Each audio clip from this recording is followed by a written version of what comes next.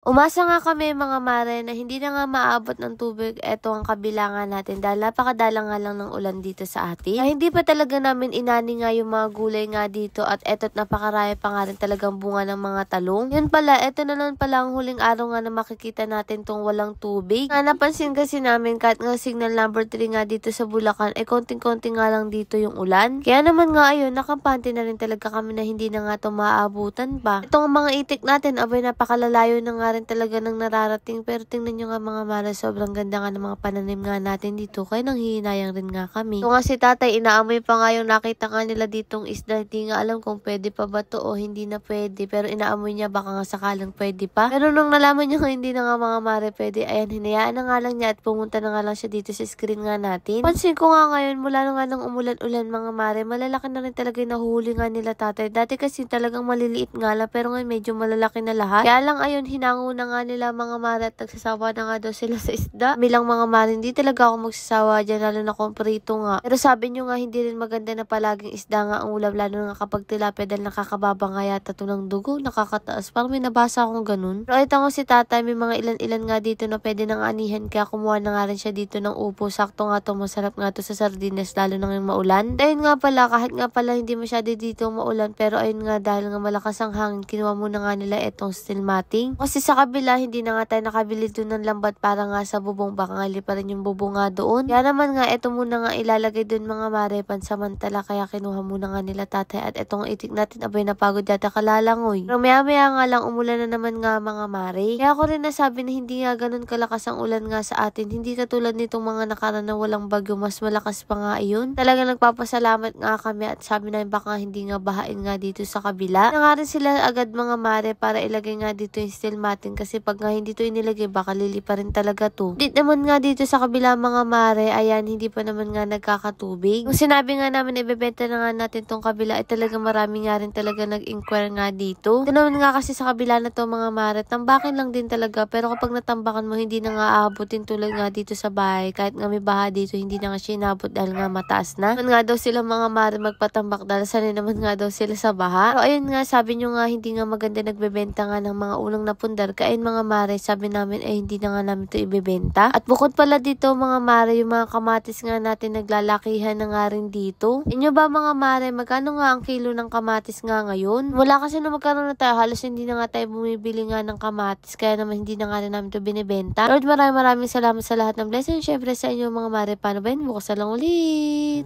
Ang ating MC Bester Barley mura na masarap pa. Dahil ang ating barley mga mare na juice ay may pineapple extract siya, kaya naman napakasarap niyang inumin. Hindi nga siya mapakla at hindi siya lasang damo. At ang ginamit dito mga mare ay cocoa sugar as natural sweetener. Ang nakakatuwa pa sa ating barley ay 100% organic, natural, no side effect, and no overdose. Marami nga rin itong mga maring benefit sa ating katawan tulad ng papatibay ng ating immune system. Nakakatulong din ito para maging regular ang ating pagdumi. Nakakatulong din ito para mapanatili na maging malusog ang ating metabolismo. At ang nakakatuwa pa dito, kapag sobrang stress tayo mga mare, ay talaga namang nalalabanan niya ang maagang pagtanda natin. At syempre may 4 nga tayong flavor mga mare. Nandiyan yung dark choco, pure barley, barley coffee, at syempre etong barley juice mga mare. Magkano nga ba ang ating barley? Ang dark choco ay 4 1,000. Ganun nga din mga mare ang kape. At yung pure barley natin at juice, 3 box na siya mga mare sa halagang 1,000. At eto pa mga mare ang nakakatuwa dito, marami tayong pa-freebies. Free shipping, cash on delivery siya buong Pilipinas. Kaya naman, ano pa ang inaantay nyo?